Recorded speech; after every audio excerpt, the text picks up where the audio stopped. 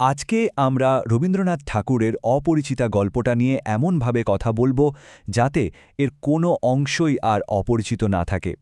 এটা এমন এক মেয়ের গল্প যে পরিচিত হতে এসেও অচেনা রয়ে গেল, কিন্তু জানেন, শেষমেশ সে কিন্তু নিজের পরিচয় নিজেই গড়ে নিল। চলুন গল্পের একদম ভেতরে ঢুকে পড়ি আর দেখি কি কি রহস্য লুকিয়ে আছে এর ভাঁজে ভাঁজে। তারপরে আমার কথাটি ফুরোলো। কি অদ্ভুত একটা শেষ, তাই না? গল্পটা শেষ হচ্ছে ঠিক এই লাইনটা দিয়ে, কিন্তু প্রশ্নটা হলো কার কথা ফুরিয়ে গেল আর কেনই বা ফুরালো? আরে এই একটা লাইনের মধ্যেই তো লুকিয়ে আছে পুরো গল্পের আসল রহস্যটা। চলুন আজ ঠিক এটাই খুঁজে বের করব আমরা। তো আজকের এই আলোচনায় আমরা কি নিয়ে কথা বলবো, চলুন এক ঝলকে দেখে নেই। আমরা শুরু করব গল্পের প্রেক্ষাপট দিয়ে, তারপর চলে যাব সেই নাটকীয় মুহূর্তে যা সবকিছু ওলটপালট করে দিয়েছিল। এরপর দেখব চরিত্রগুলো কিভাবে বদলে গেল, আর সবশেষে বোঝার চেষ্টা করব ১০০ বছরেরও বেশি পুরনো এই গল্পটা আজও আমাদের জন্য কেন এত গুরুত্বপূর্ণ। তো চলুন শুরু করা যাক। প্রথমে একটু জেনে নিই বাংলা সাহিত্যের কিংবদন্তি রবীন্দ্রনাথ ঠাকুর আর তার এই অসাধারণ সৃষ্টি অপরিচিতা নিয়ে। রবীন্দ্রনাথ ঠাকুরকে কিন্তু বাংলা ছোট গল্পের জনক বলা হয়, আর হবে নাই বা কেন। ভাবা যায়, মাত্র ১৬ বছর বয়সে উনি লিখেছিলেন ভিখারিনী। মানে ওনার হাত ধরেই বাংলা ছোট গল্প একটা অন্য মাত্রা পায়, বিশ্ব সাহিত্যে নিজের জায়গা করে নেয়। আর অপরিচিতা, ওটা তো ওনারই লেখা একটা মাস্টারপিস। আচ্ছা, এবার আসা যাক গল্পের প্রেক্ষাপটে। অপরিচিতা গল্পটা ঠিকঠাক বুঝতে হলে আমাদের একটু টাইম ট্র্যাভেল করে পেছনে যেতে হবে, এমন একটা সময়ে যখন সমাজের কিছু কঠিন নিয়মকানুন মানুষের নিজের মতো করে বেড়ে ওঠার পথটাই আটকে দিত। গল্পের আসল লড়াইটা কিন্তু ঠিক এখানেই শুরু। তখনকার দিনে মেয়েদের জীবনটা কেমন ছিল জানেন? প্রায় পুরোটাই আটকে থাকত অন্তঃপুরে, মানে বাড়ির চার দেওয়ালের মধ্যেই তাদের গোটা দুনিয়াটা বাঁধা ছিল। এই অন্তঃপুর, এটা আসলে ছিল তাদের পরাধীনতারই একটা চিহ্ন। তখনকার সমাজ চলত মনুসংহিতার মতো সব ধর্মশাস্ত্রের কঠিন নিয়মে।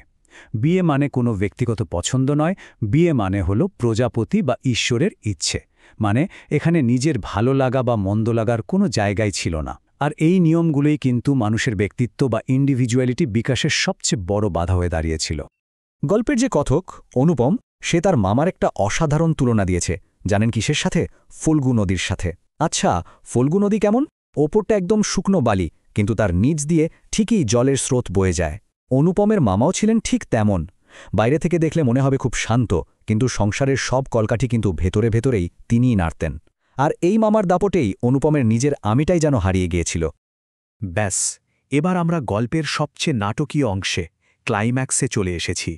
সেটা হলো বিয়ের আসরে বিদ্রোহ।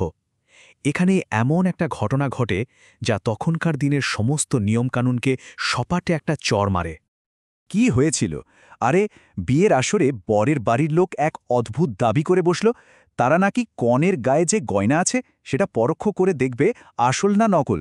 ভাবুন তো একবার, কি সাংঘাতিক অপমান! এই একটা ঘটনায় বিয়েটা আর দুটো মানুষের মিলন থাকল না, এটা হয়ে গেল একটা সস্তা ব্যবসায়িক লেনদেন। আর এই চরম অপমানের জবাবে কল্যাণীর বাবা শম্ভুনাথ সেন যা করলেন তা ছিল এক কথায় অবিশ্বাস্য। উনি বিয়েটাই ভেঙে দিলেন। সমাজের দিকে না তাকিয়ে তিনি মেয়ের সম্মানকেই সবচেয়ে ওপরে রাখলেন। সেই সময় দাঁড়িয়ে এমন একটা কাজ করা, এটা ছিল রীতিমতো একটা বিপ্লব। তো বিয়ে তো ভেঙে গেল, কিন্তু এরপর কি হলো? চলুন এবার দেখি কল্যাণী আর অনুপমের জীবনে কি অবিশ্বাস্য পরিবর্তন এলো। এই জায়গাটাতেই গল্পের পুরো মোড় ঘুরে যায়। দেখুন, একদিকে অনুপম, যে ছেলেটা ছিল মামার কথায় ওঠা বসা করা এক ব্যক্তিত্বহীন মানুষ, সে এখন অনুশোচনার আগুনে পুড়ছে। কিন্তু মজার ব্যাপার হলো, এই অনুশোচনাটাই তাকে নতুন করে জন্ম দেয়। আর অন্যদিকে কল্যাণী, সে আর শুধু বিয়ের পাত্রী হয়ে রইল না। বিয়েটা ভেঙে যাওয়ার পর সে শিক্ষাকেই নিজের সবথেকে বড় শক্তি বানালো, হয়ে উঠল একজন স্বাধীন, আত্মবিশ্বাসী নারী, যে কিনা অন্য মেয়েদের পড়ানোর ব্রত নিয়েছে। সে আর অপরিচিতা নেই, সে এখন নিজের পরিচয়ে পরিচিত। অনুপমের এই যে বদলে যাওয়া, এটা সম্পূর্ণ হয় গল্পের এই শেষ লাইনগুলোতে এসে। তার জীবনের সব অন্ধকার যেন এক নিমেষে কেটে গেল। তার মনের ভেতরে তখন শুধু একজন মানুষের বাস, কল্যাণী। বাকি গোটা পৃথিবীটা দেওয়ালের বাইরে। কি অসাধারণভাবে রবীন্দ্রনাথ এই পরিবর্তনটা ফুটিয়ে তুলেছেন, তাই না? তো আমরা আলোচনার প্রায় শেষ পর্যায়ে চলে এসেছি, কিন্তু আসল প্রশ্নটা হলো, এত বছর পরেও অপরিচিতা গল্পটা কেন এত জরুরি? এর আসল বার্তাটা কি? চলুন শেষ বেলায় সেটাই একটু বুঝে নিই।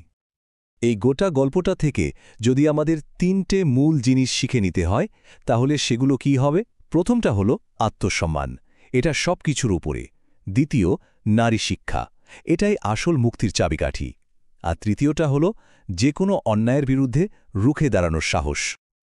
এজন্যই অপরিচিতা নিছক একটা গল্প নয়, এটা আসলে আমাদের সমাজের দিকে ধরে রাখা একটা আয়না। এটা যৌতুক প্রথার বিরুদ্ধে একটা সজোরে চড়।